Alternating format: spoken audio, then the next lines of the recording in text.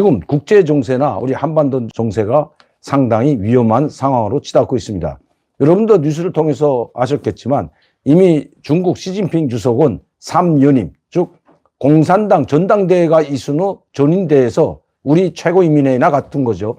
전인대에서 주석까지 이제는 모두 꿰찼습니다. 중국의 요직, 주석과 당 군사위원회 위원장 그리고 공산당 총서기까지 모두 꿰차고 등소평 이후에 한 사람이 이렇게 3연임으로 계속해서 장기 집권하는 적이 없었습니다. 새로운 공산당 규약을 개정하면서 장기 집권의 틀을 마련했고 급기야 이제는 주석직까지 꿰찼던 것입니다. 시진핑 주석이 이 공산당 총서기와 중국 국가 주석직을 겸했기 때문에 대만에 대한 무력 침공도 상당히 빨라질 것 같습니다. 그래서인지 최근에 대만 해협에서의 중국 군사 활동이 심상치 않습니다. 무력 시위를 계속 진행하고 있죠. 자, 여기에 우크라이나 전선도 마찬가지입니다. 우크라이나 전선도 지금 젤렌스키 대통령에게는 상당히 불리하게 돌아가고 있습니다. 왜냐하면 메카시 하원 의장이 젤렌스키 대통령의 우크라이나 방문 요청을 단칼에 거절하고 무조건적인 우크라이나에 대한 전폭적 지원을 하지 않겠다는 뜻을 내비쳤기 때문입니다. 우크라이나는 지금 러시아의 침략을 당하고 있는 우크라이나는 미국이나 나토가 지원해 주지 않으면 러시아의 침공에 맞서서 싸울 수 있는 군사력이나 경제력이 없기 때문입니다. 푸틴의 승리가 눈앞으로 다가오는 것 같습니다. 즉 푸틴이 노렸던 젤렌스키 대통령을 제거하고 우크라이나를 친러 우크라이나로 만들려고 했지만 그것은 실패했다고 봐야죠. 우크라이나 대통령 젤렌스키와 국민들이 강하게 저항했기 때문에 우크라이나를 결국 완벽하게 점령하지 못했습니다. 또 점령하진 못하더라도 젤렌스키 대통령이 망명을 할 줄 아는데 망명도 하지 않았죠. 그러나 초기의 성과는 달성했다고 보여집니다. 푸틴이 노렸던 도네츠크주와 루안스크주, 즉 두 개의 주는 러시아 국민들이 상당히 많이 거주하고 있는 지역입니다. 이 지역의 러시아 국민들을 보호한다는 명목 밑에 군사작전이라는 이름으로 우크라이나를 침공했는데 이 두 개 지역뿐만 아니라 이 마리우폴을 비롯해서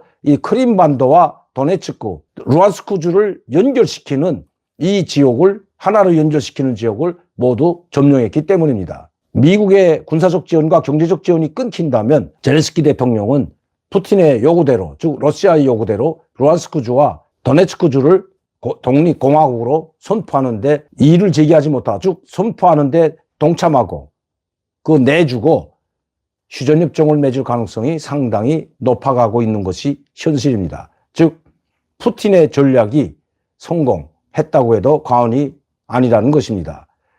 우크라이나도 그렇고 러시아도 그렇고 더 이상 진격하거나 반격하는 이런 모습은 보이지 않습니다. 전선이 고착화됐죠. 꼭 우리 70년 전에 있었던 6.25 전쟁 당시를 연상시키는 것 같습니다.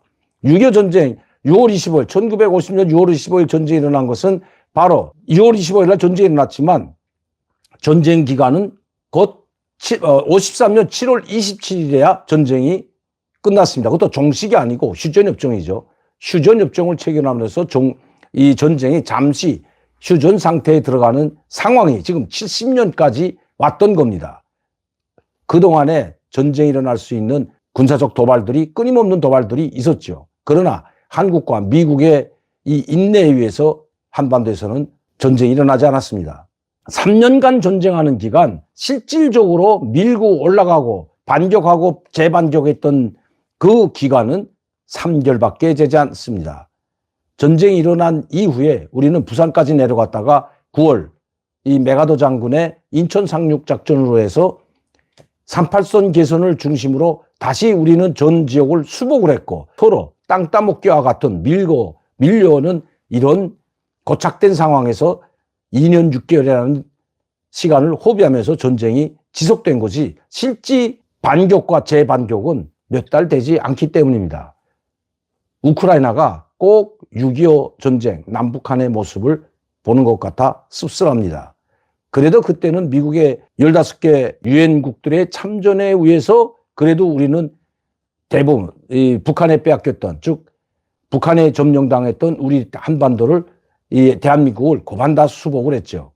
물론 개성 쪽은 뺏기고 대신 강릉과 속초 지구에서는 어느 정도 북쪽으로 올라가는 성과도 있었지만 어쨌든 38선 기점으로 다시 분단이 고착화 되는 이런 아픔을 현재도 겪고 있는데 우크라이나도 꼭 그렇게 되어가고 있다는 것 같아 씁쓸하다는 겁니다. 미국이나 나토가 군사물자와 경제적 지원을 끊는다면 젤렌스키 대통령은 푸틴 대통령과 회담을 할 수밖에 없다는 겁니다. 자, 이런 와중에 이렇게 국제정세가 상당히 복잡해가고 장기전으로 빠지고 진흙탕성에 빠지고 있는 상황에 지금 시진핑은 완벽하게 독재 정권을 완성했고 이제 시진핑의 말을 거부할 사람은 중국 공산당 엘리트 계층 내에는 없는 것 같습니다. 비서실장을 하던 즉 시진핑의 비서실장을 하던 사람이 총리가 됐으면 이미 이 중국 정부는 공산당과 정부는 시진핑 한 사람이 모두 정권을 장악하겠다고 해도 과언이 아니기 때문입니다. 1위 시진핑부터 4위까지가 모두 시진핑의 손발을 역할을 하던 사람들이 권력을 꿰찼기 때문입니다. 그렇기 때문에 대만 침략을 명령해도 거기에 불만을 나타내거나 아니면 반대할 사람이 전혀 없다는 게 이게 지금 심각한 문제로 대두되고 있습니다.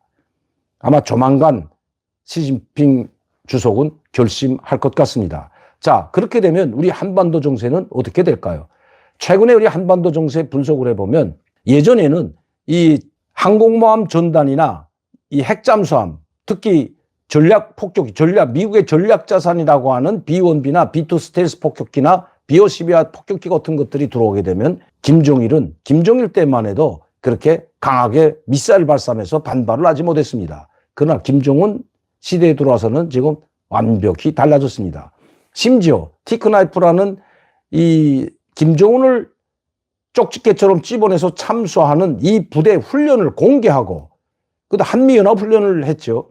이 공개했는데도 불구하고 그리고 지금 강력한 한미연합훈련 즉 B-52 전략폭격기가 들어오고 핵잠수함이 들어오고 북한 전역을 타격해서 초토화시킬 수 있는 이런 전략들이 모두 전개되어 있는데도 불구하고 김정은은 아랑곳하지 않고 버젓이 미사일 발사 현장에 또다시 나타났다는 것입니다. 그렇게 자랑하는 번호판까지도 기억할 뿐만 아니라 탁구공만한 물체까지도 잡아낼 수 있다는 미국의 전략자산, 즉 정찰자산이라고 하죠. 인공위성이나 미국의 정찰자산을 비웃기라도 하듯이 당중앙 간부들을 이끌고 3월 8일 그것도 평양에서 태성까지 이건 승용차로 이동하지 않으면 이동할 수가 없는 거리입니다. 자, 이 승용차를 타고 한 대가 가는 것이 아니라 아마 똑같은 차 6대가 동시에 가고 호위 차량들까지 그 주변에 포진한다면 수백 대의 차량들이 고급 차량들이 움직였는데도 불구하고 전혀 감지하지 못했다는 것입니다. 미사일을 발사했는데도 불구하고 무려 6발의 신형 미사일을 전술유도 미사일을 발사했는데도 불구하고 우리 합참이나 미 정보당국은 처음에는 남포 지역에서 한 발을 발사했다. 이런 어처구니 없는 발표를 내놓았습니다.